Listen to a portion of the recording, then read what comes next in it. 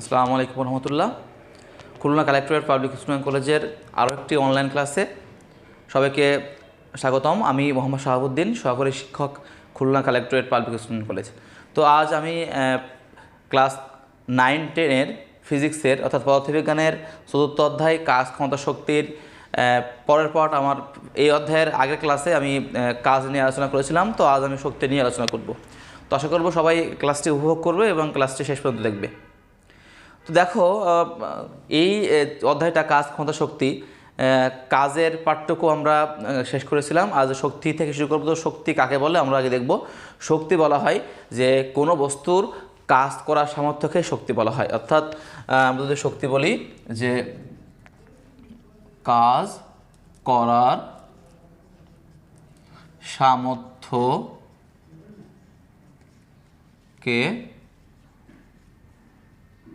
শক্তি বলে। খেয়াল করো, বলা হয় কোনো বস্তুর কাজ করার সামর্থ্যকে শক্তি বলে।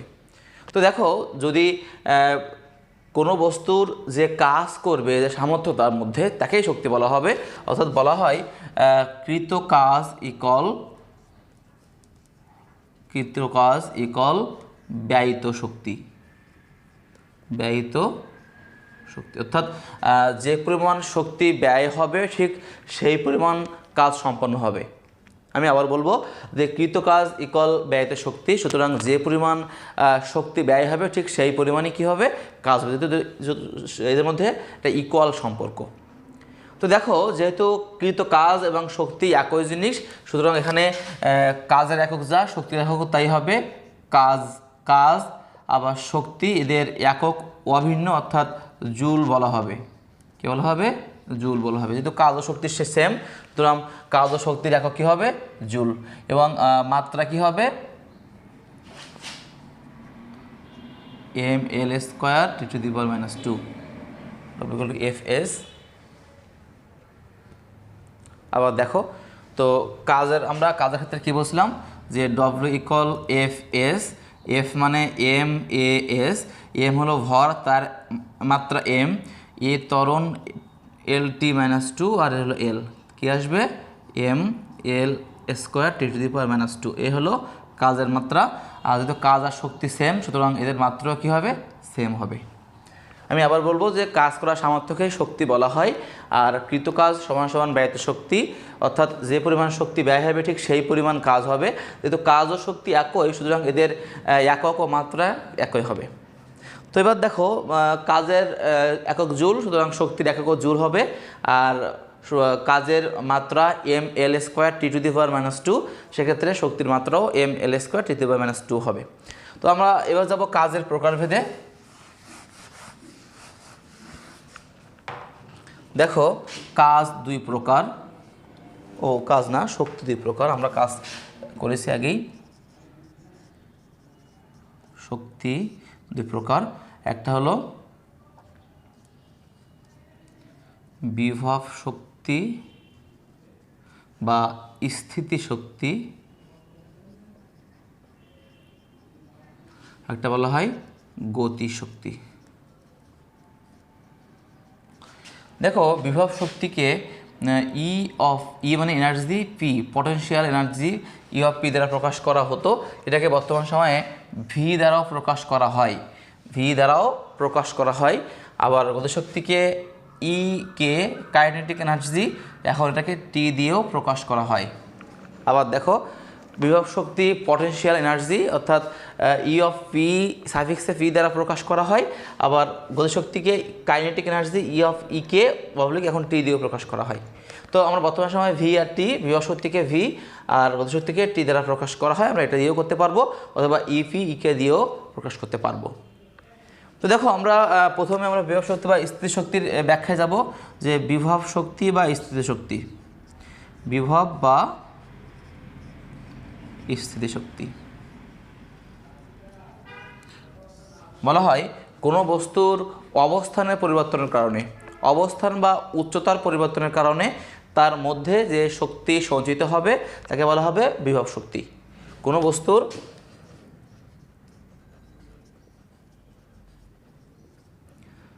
অবস্থান বা উচ্চতার পরিবর্তনের জন্য তার মধ্যে যে শক্তি সঞ্চিত হবে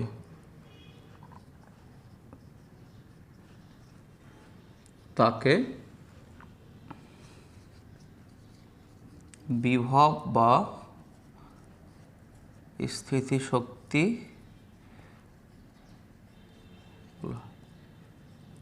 আবার দেখো কোনো বস্তুর অবস্থান বা উচ্চতার পরিবর্তনের কারণের জন্য বা কারণে তার মধ্যে যে শক্তি সঞ্চিত হবে তাকে বিভব বা স্থিতিশক্তি বলা হবে। কেমন দেখো, মনে করো যে একটা বস্তুকে, এই যে ডাস্টারটাকে আমি ভূমি থেকে ঠিক উপরে নিয়ে আসলাম, তো উপরে নিয়ে আসলে এর মধ্যে একটা শক্তি সঞ্চিত হয়েছে। কীভাবে শক্তি সঞ্চিত হলো? তুমি এটাকে যদি তুমি ছেড়ে দাও, নিচে গিয়ে কিন্তু ঠাস করে পড়ে আঘাত ভূমিতে আঘাত করবে। অর্থাৎ তুমি যদি কোনো গ্লাসকে যদি কাঁচের গ্লাসকে যদি তুমি উঁচু করে উপরে উঠাও, উপরে উঠে ছেড়ে দাও, তখন ওটাকে কিন্তু তুমি নিচে গিয়ে আঘাত করে ভেঙে যাবে। আসলে তুমি কিন্তু কোনো বল প্রয়োগ করোনি, জাস্ট তুমি ছেড়ে দিছো। তো ছেড়ে দিছো, তো এই যে আমি ভূমির থেকে উপরে উঠাইছি, এর মধ্যে একটা শক্তি সঞ্চিত হয়েছে। এই শক্তিকে বলা হবে বিভব শক্তি। অথবা মনে করো তুমি একটা স্প্রিংয়ের গাড়িকে এভাবে টানো, ঠিক এভাবে টানলে, টেনে ছেড়ে দিলে কিনা চলে না। তো এই যে টেনে নিয়ে আসলাম বা এর অবস্থানের পরিবর্তন করলাম, এর মধ্যে একটা শক্তি সঞ্চিত হয়। এটা ছেড়ে দিলেই ঠিক সেই শক্তিটা বা সেই বিভব শক্তিটা গতিতে রূপান্তর হয়ে সামনে চলে। অর্থাৎ বিভব শক্তিতে গতিশক্তিতে রূপান্তরিত হয়। আমি আবার বলি যে কোনো বস্তুর অবস্থান বা উচ্চতার পরিবর্তনের কারণে তার মধ্যে যে শক্তি সঞ্চিত হয় একে বলা হয় বিভব শক্তি বা স্থিতিশক্তি। যদি উচ্চতার পরিবর্তন করো সেক্ষেত্রে শক্তি সঞ্চিত হবে, আবার যদি তুমি অবস্থানের পরিবর্তন করো তার মধ্যে শক্তি সঞ্চিত হবে, একে বলা হবে বিভব শক্তি। তো আমরা এই বিভব শক্তির সূত্রে একটু যাব, আমরা একটু বুঝবো। দেখো, আমরা জানি ব্যয়িত শক্তি ইকুয়াল কৃত কাজ। দেখো, কাজ মানে কিন্তু আমরা জানি বল ইন্টু সরণ। কি জানি? বল ইন্টু সরণ।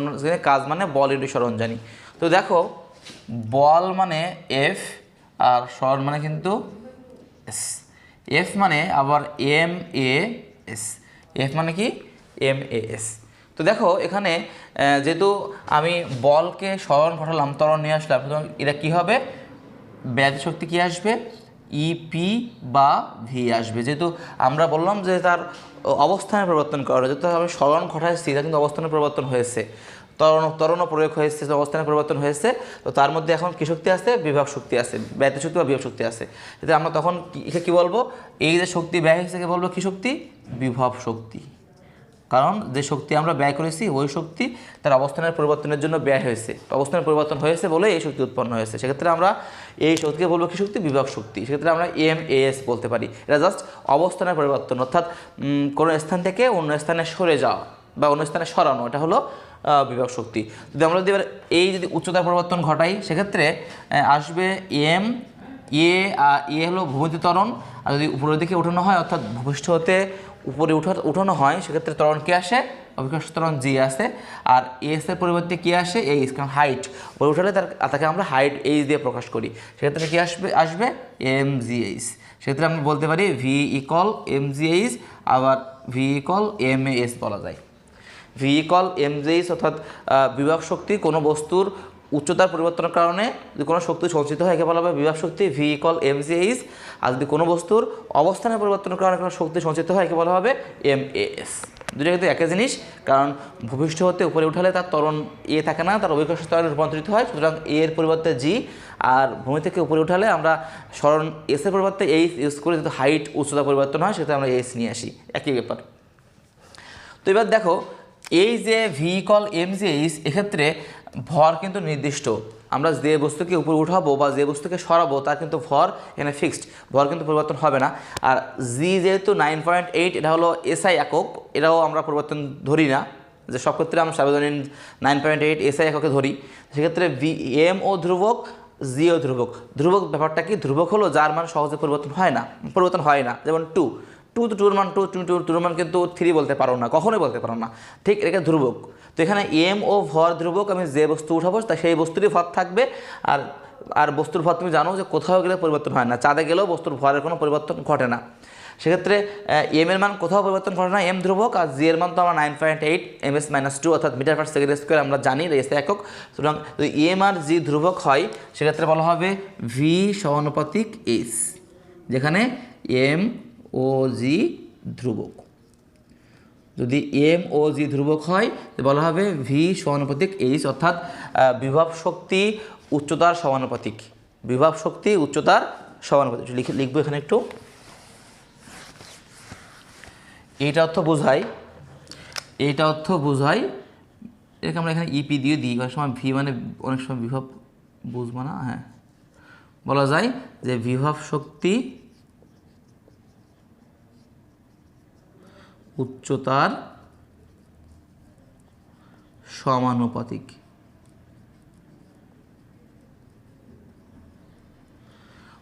উচ্চতা বাড়লে বিভব শক্তি বাড়বে, উচ্চতা কমলে বিভব শক্তি কমবে। তো আশা করি এই বিভব শক্তির ব্যাপারটা বুঝতে পেরেছো। আমরা এখন যাব গতিশক্তিতে। গতিশক্তির ব্যাপারটা এবার দেখব। তো খেয়াল করো, আবার দেখো এখানে আমি আরেকটু বলে রাখি যে ব্যয় শক্তি সমান সমান কৃত কাজ। আমরা জানি যে পরিমাণ শক্তি ব্যয় হবে ঠিক সেই পরিমাণই কাজ হবে। আর কাজ মানে বল ইন্টু সরণ। কোনো বস্তুর উপর বল প্রয়োগ করলে যদি তার সরণ ঘটে তাকে কাজ বলা হয়। তো সেক্ষেত্রে বল ইন্টু সরণ, বলকে এর দ্বারা প্রকাশ করা হয় আর সরণকে এস দ্বারা। এফ মানে আবার কি? এম এ। তাহলে এম এ এস আসলো, অর্থাৎ কোনো বস্তু সরণ ঘটালে শক্তি হবে এম এ এস। আর যদি কোনো বস্তুকে আমরা তার উচ্চতার পরিবর্তন করি, অর্থাৎ ভূমি থেকে উপরে উঠাই, সেক্ষেত্রে আসবে এর পরিবর্তে জি আর এসের পরিবর্তে এইচ আসবে এম জি এইচ। তো এই ভি বা equal M G H থেকে এম ধ্রুবক, জিও ধ্রুবক। সেক্ষেত্রে যদি আমরা ধ্রুবক উঠাই, কী চিহ্ন আসে? সমানুপাতিক চিহ্ন আসে। সমানুপাতিক চিহ্ন উঠাতে গেলে ধ্রুবক গুণ করতে হয়। তো ধ্রুবক উঠিয়ে আমরা আসলাম সমানুপাতিক চিহ্ন নিয়ে আসলাম, অর্থাৎ বিভব শক্তি উচ্চতার সমানুপাতিক। বিভব শক্তি উচ্চতার সমানুপাতিক। তো আমরা এখন গতিশক্তি নিয়েই দেখব এবার।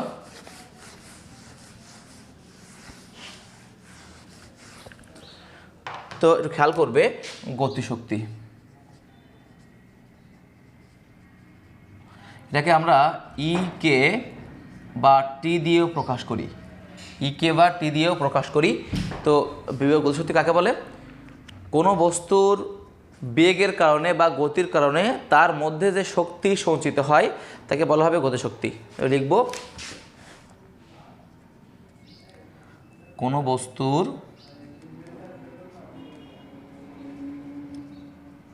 বেগ বা গতির জন্য তার মধ্যে যে শক্তি উৎপন্ন হয়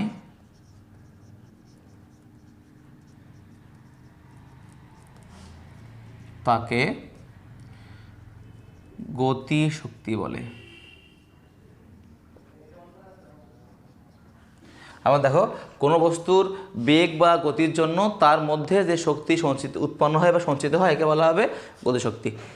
তো এটা একটু খেয়াল করো, একটা ক্রিকেট বলকে তুমি যদি ঠিক এটা কাঁচের জানলায় ছুঁড়ে মারো তো কী হবে? ওই বলকে ছোড়ার সময় তার মধ্যে একটা শক্তি সঞ্চিত হয়েছে, আর এই শক্তি গিয়ে যখন কাঁচের জানালা বা কাঁচের কোনো বস্তুয় আঘাত করবে কিন্তু ভেঙে যাবে। অর্থাৎ এই শক্তির জন্যই কিন্তু এই শক্তি প্রয়োগ হয়েছে বলেই কিন্তু ওই জানলা ভেঙে একটা কাজ হয়েছে, অকাজই হয়েছে, কারণ জানলা ভাঙলে একটা ক্ষতি। তো যাই হোক, এটা কিন্তু কাজ হয়েছে। তুমি যেভাবে ছুঁড়ে মারলে এই বলটার বেগের জন্য এর মধ্যে শক্তি সঞ্চিত হলো এবং এই শক্তি গিয়েই ওই কাঁচে বা কোনো বস্তুতে আঘাত করলো এবং ওটাকে ভেঙে ফেললো বা ওটার কোনো আকার আকৃতি পরিবর্তন করলো। অর্থাৎ বেগের জন্য তার মধ্যে এই যে শক্তি সঞ্চিত হয়েছে কে বলা হবে গতিশক্তি। তো দেখো, এই গতিশক্তিকে কে অথবা টি দ্বারা প্রকাশ করা হয়। কে মানে কাইনেটিক এনার্জি, আর টিতে এখন টি দিয়েও গতিশক্তিকে প্রকাশ করা হয়। তো আমি যদি বলি, আমরা জানি যে ব্যয়িত শক্তি ইকুয়াল কৃত কাজ। দেখো, কৃত কাজ মানে আমরা একটু লিখলাম বল ইন্টু সরণ। জানি যে কাজ মানে বল ইন্টু সরণ। বল মানে এফ আর সরণ মানে কি? এস। এফ মানে our M A S. F মানে এম এ আর এস এখানে আছে। তো দেখো যেহেতু কোনো বস্তুর মধ্যে বল প্রয়োগ হচ্ছে, বলের ক্রিয়া হচ্ছে, সেক্ষেত্রে আমরা বলতে পারি যে V square equal U square plus 2as, তার তো স্মরণ ঘটতেছে, বল প্রয়োগ করে তার কী ঘটতেছে, স্মরণ ঘটতেছে। তো আমরা V square equal to U plus 2as লিখতে পারি আমরা বেগ বের করার জন্য। তো দেখো যেহেতু কোনো বস্তুর আদি অবস্থায় বেগ 0, আমি সরার সময় তার বেগ আস্তে আস্তে বৃদ্ধি পেয়েছে, সেহেতু যদি আদি বেগ 0 হয়, V square equal 0² plus 2as, যেহেতু আদি বেগ 0 মিটার পার সেকেন্ড, কারণ আদি অবস্থায় তার বেগ কী ছিল, 0 ছিল।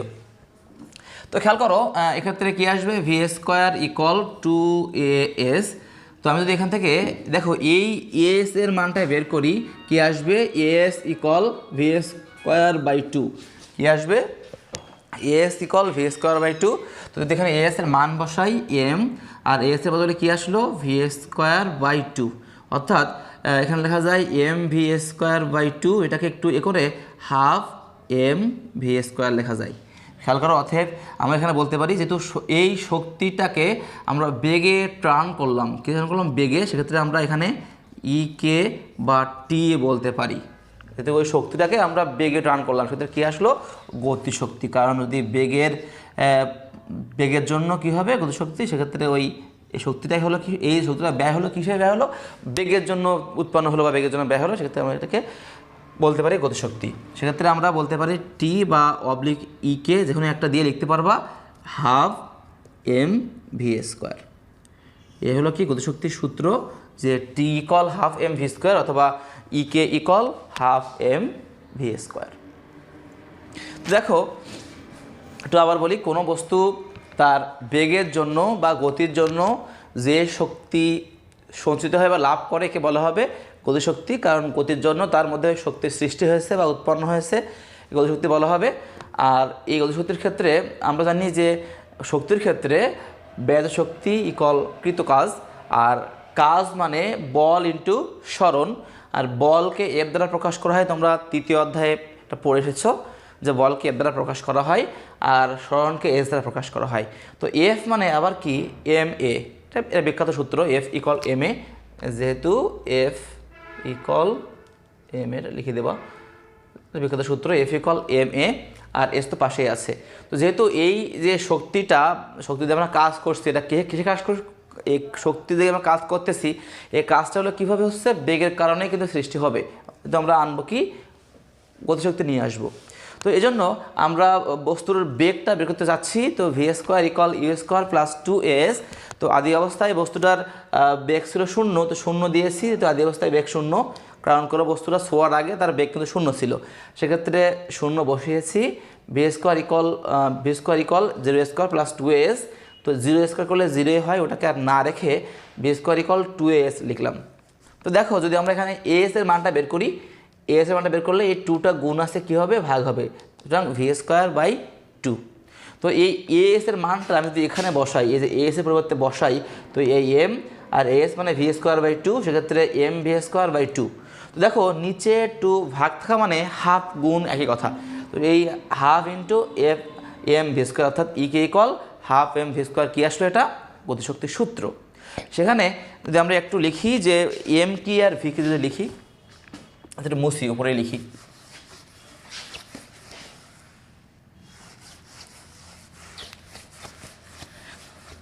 তাহলে আমাদের আসলো কি, যে টি বা K equal half M V square আসলো। তো এখানে হাফ এম হলো ভর ইন্টু ভি হলো কি, বেগ, তার স্কোয়ার, এখানে কি বলবো, গতিশক্তি।